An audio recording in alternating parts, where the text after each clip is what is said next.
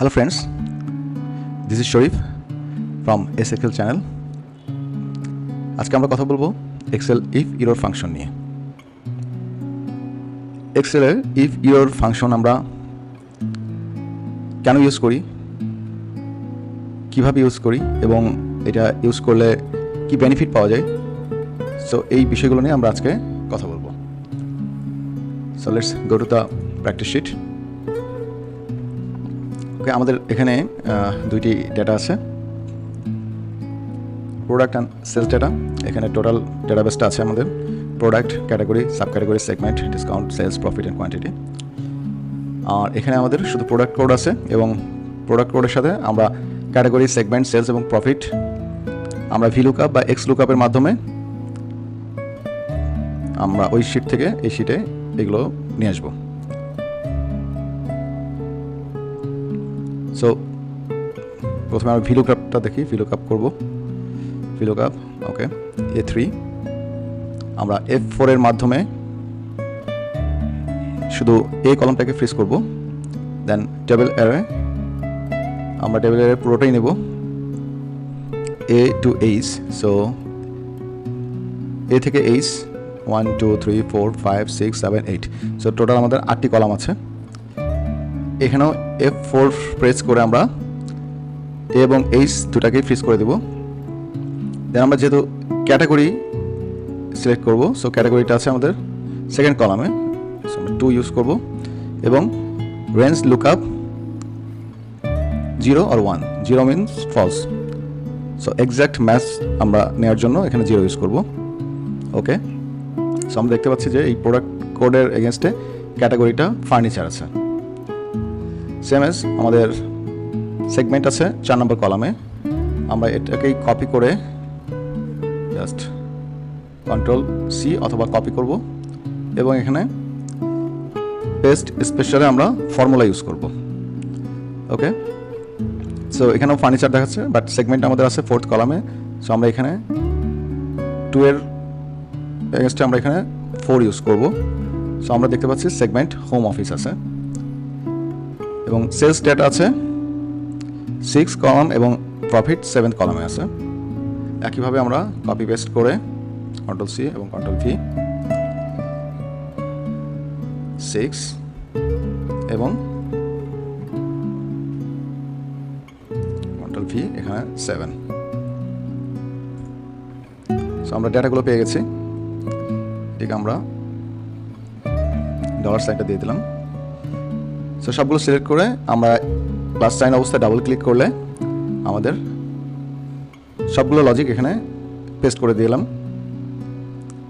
So ভ্লুকআপের মাধ্যমে আমরা match করে ফেললাম, আমাদের প্রোডাক্ট ডিটেল থেকে এই শিটটা ম্যাচ করে ফেলছে এবং এখানে দেখছি যে কয়েকটি ডেটা মিলে নাই আগের শিট থেকে, দ্যাটস ওয়াই এখানে এনে আসছে। এখন আমরা যদি টোটাল সেলসটা জানতে চাই, ইকুয়াল সাম অথবা সাব টোটাল ইউজ করতে পারি আমরা সুবিধার জন্য। সো সাব টোটাল এবং আমরা সাম করব। সো 9 কমা অ্যান্ড টোটাল সেলটাকে সিলেক্ট করব। সেম অ্যাজ আমরা প্রফিটটাকেও নিয়ে নিলাম এখানে। সো আমরা যখন এখানে টোটালটা আনছি, টোটালটাতেও দেখছি যে আমাদের টোটাল ভ্যালুটা এখানে দেখাচ্ছে না, এনে দেখাচ্ছে, কারণ এখানে কিছু সেলে কোনো ভ্যালু নাই। সো আমরা ইফ এরর ফর্মুলাটা কেন ইউজ করব এটা দেখব এখন।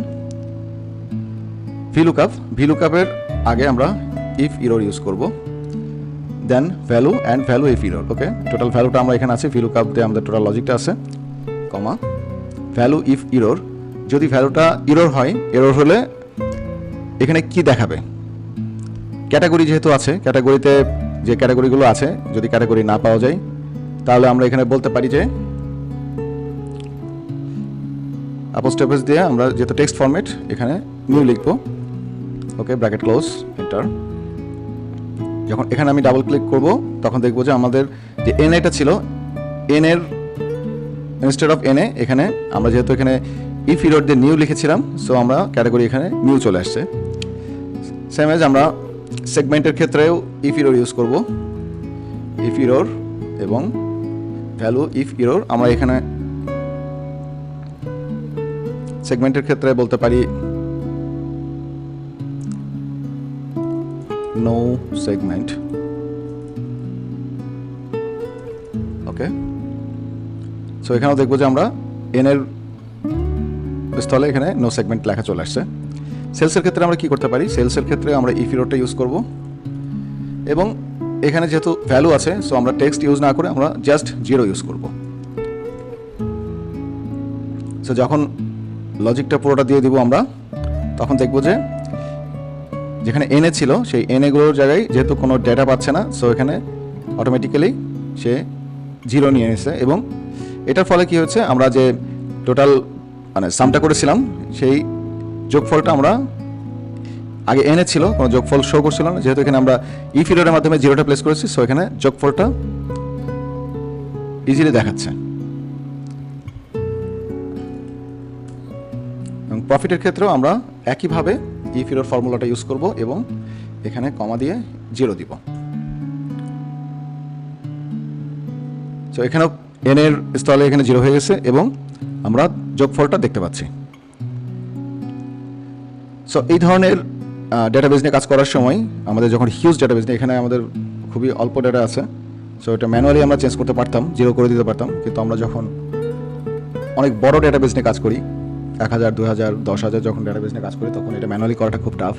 সো এই ধরনের লজিক যখন ইউজ করব, ভ্যালু যদি ম্যাচ না করে বা ভ্যালুতে কোনো এরর থাকলে, সেই এররের ক্ষেত্রে আমরা টেক্সট ফরম্যাট ইউজ করতে পারি, অথবা আমরা কোনো ভ্যালু থাকলে সেই ভ্যালুর স্থলে আমরা 0 ইউজ করতে পারি আমাদের রিপোর্ট জেনারেশনের জন্য।